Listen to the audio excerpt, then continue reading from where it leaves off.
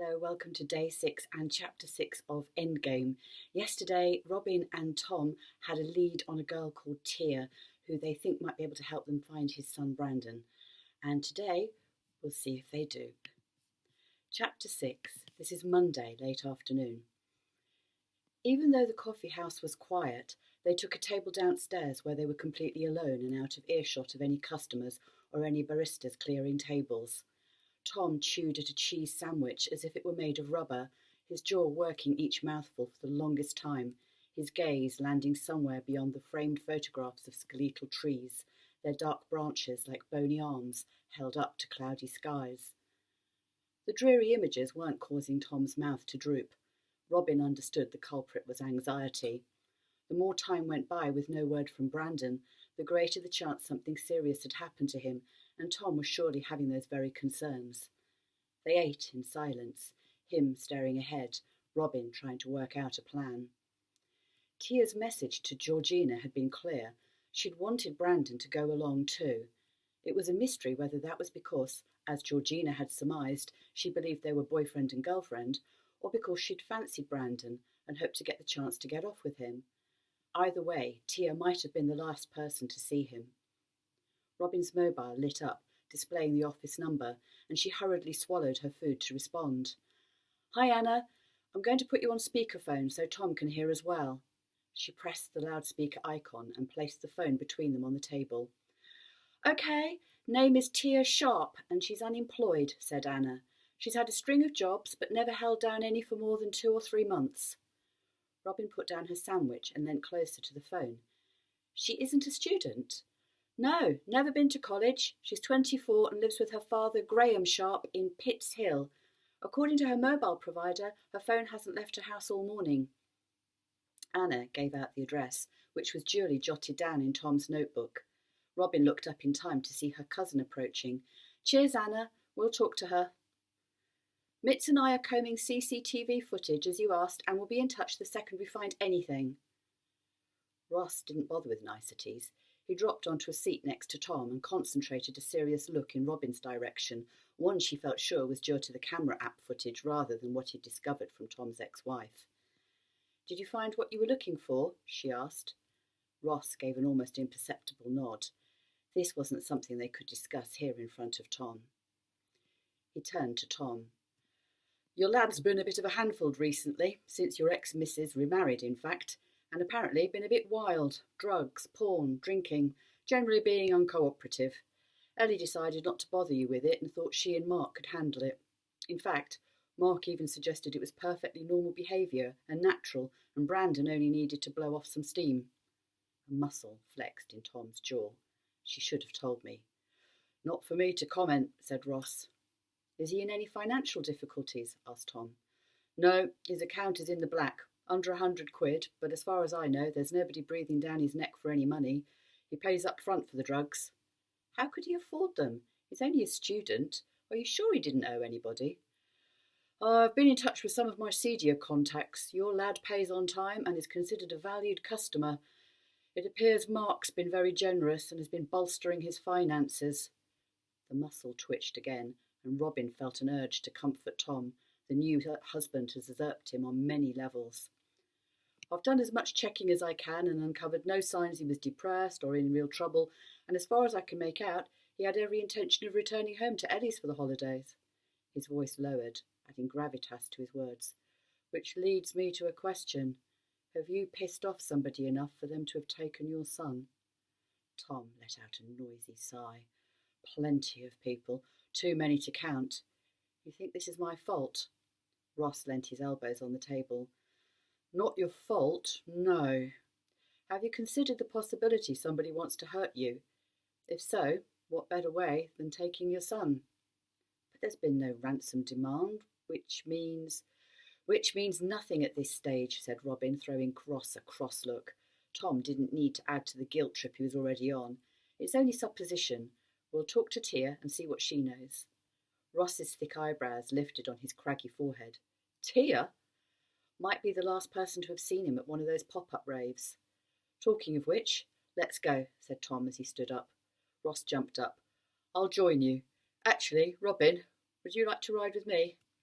She didn't question it. Ross had a reason for meeting them other than giving Tom information about his son, and it had to be to do with her phone and Davis. Sure, we'll follow you, Tom. No sooner were they inside Ross's car than he began talking. I know you've got a stack of stuff on your plate, but your nanny cams yielded something important. Hassan wasn't killed in that blast. We know he headed in the opposite direction before the car blew up. Also, Robyn, he met somebody. She held her breath. She knew what he was going to say. I can't be completely certain, but it sure as hell looks like him.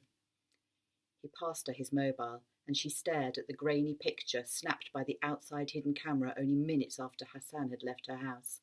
The figure beside him was tall and slim, and although he was only lit by a thin strip of light falling from a bathroom window, she was sure it was Davis.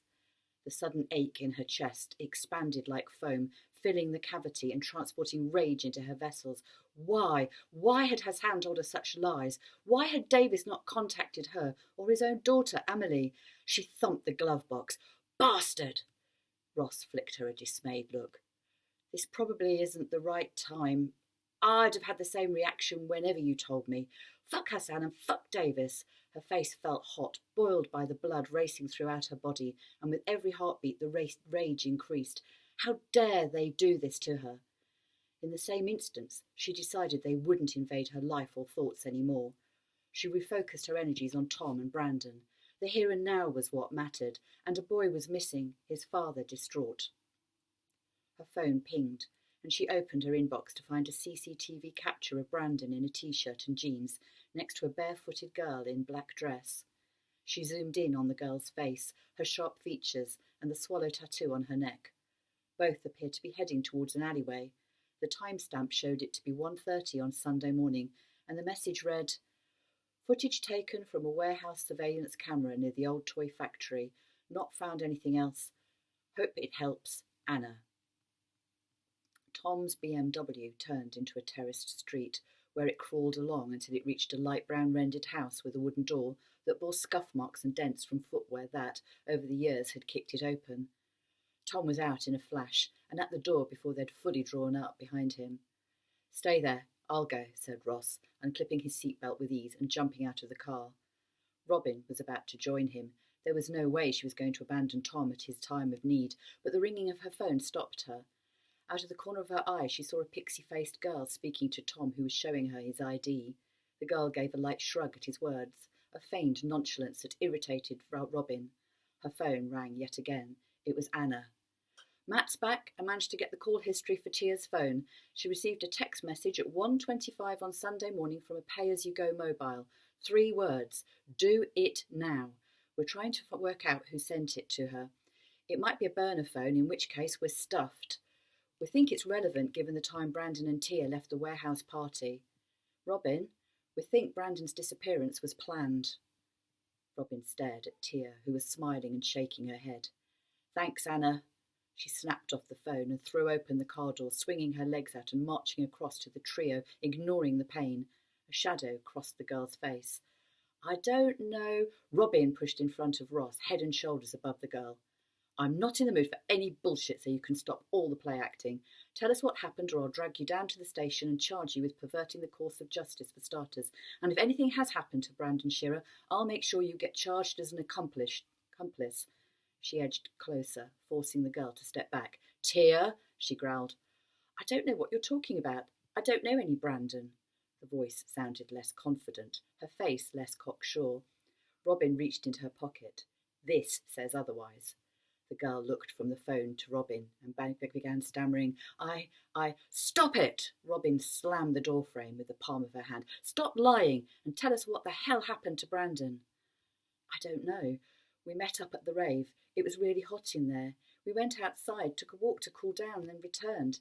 And he disappeared into the crowds. I didn't see him again." Robyn tutted. "Looks like we'll have to do this the hard way."